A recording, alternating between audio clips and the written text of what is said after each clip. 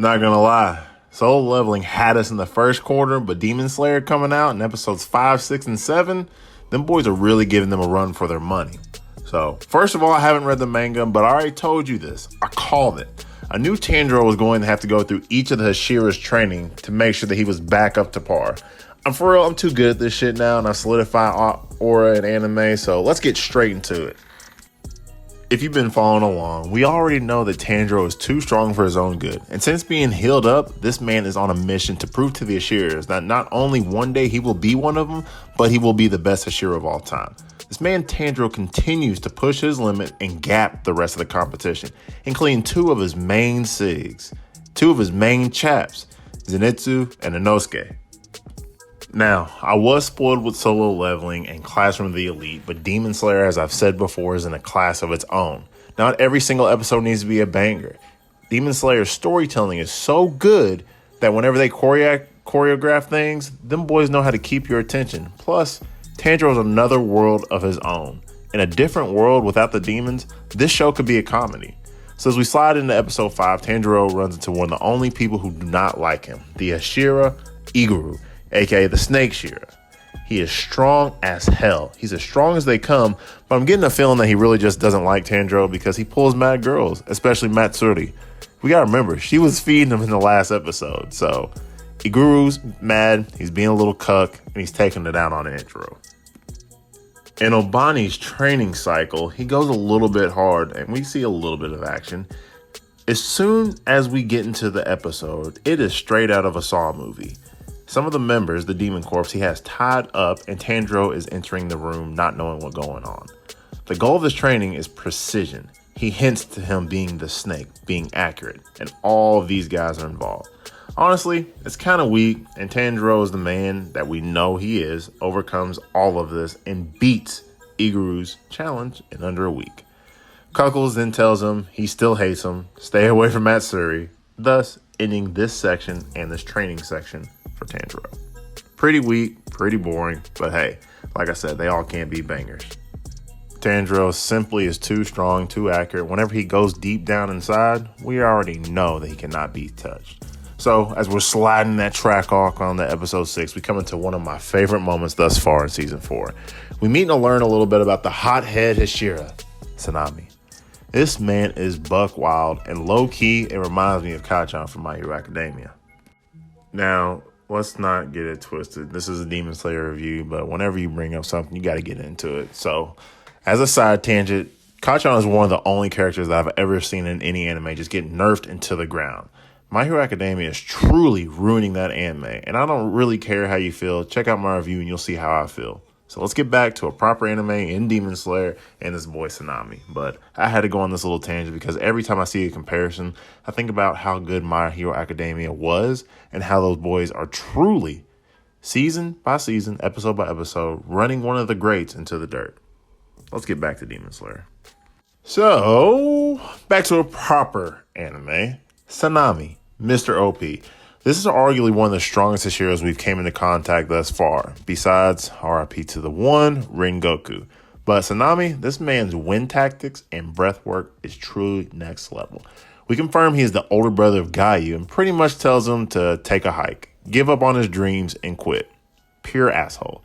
At the beginning of the series, I was most excited to learn about SONEMI. I want to know how he fought and how strong he truly was. But low-key, he's an outcast.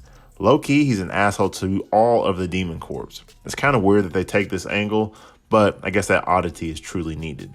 In one of his bouts, he is fighting Tokito along with Gyu, and it makes for a very interesting episode.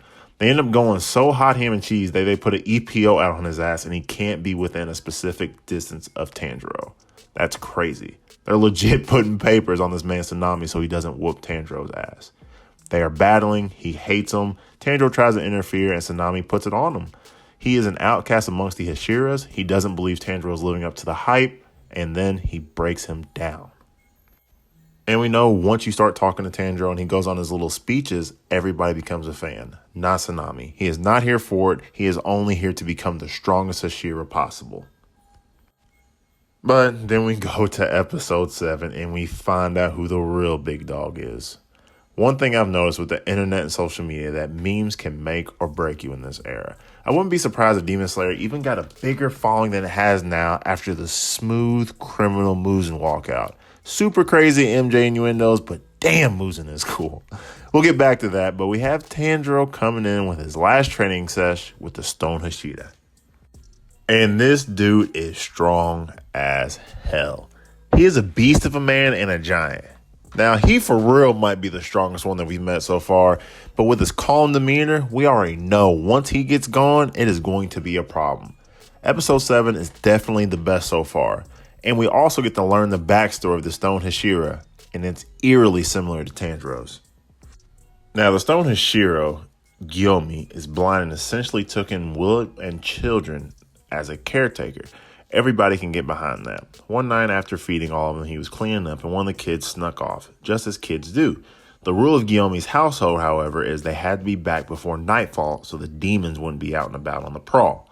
Long story short, one of the kids gets caught in the woods by a demon and he gives up the family. Once he gives up the family, it leads to the slaughter of all of the kids, except one. He is then face to face with a demon and GYOMEI goes pure Omni-Man style. GYOMEI beats the living hell out of this demon. Truly beats him to the pulp, and there are vods of blood to prove it. It looked like episode 4 of The Boys when Homelander showed off his quote-unquote bad room.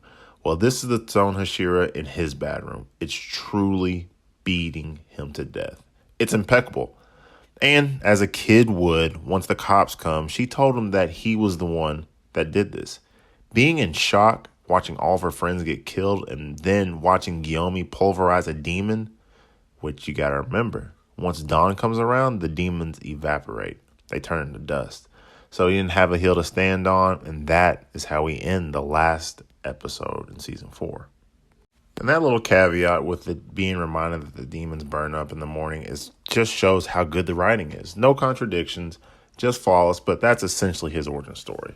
Now, as one would do, you know you gotta show something real cool to end this training arc. And that is Tanjiro doing the unthinkable and pushing this large stone. It is amazing. And GYOMEI, we get to close out on him, finding out that after all of that happened, he doesn't trust anybody. However, after realizing how TANJ is and realizing Tanjiro's true pain and what he had to do to complete this training arc, he recognizes him as a friend and as a Hashira. Not gonna lie, end of episode 7 is a true tearjerker. But lastly, MUZAN. So, as we have seen in season 4, he has this demon who is the number 4 demon roaming around all in the dark.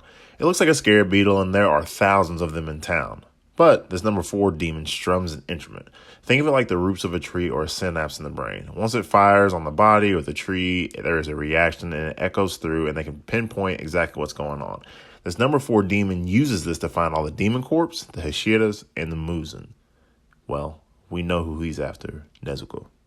He then has the ultra cool walkout, the ultra cool theme song, and he doesn't find Nezuko, but he is going to settle with the Hashira's leader, Kagaya.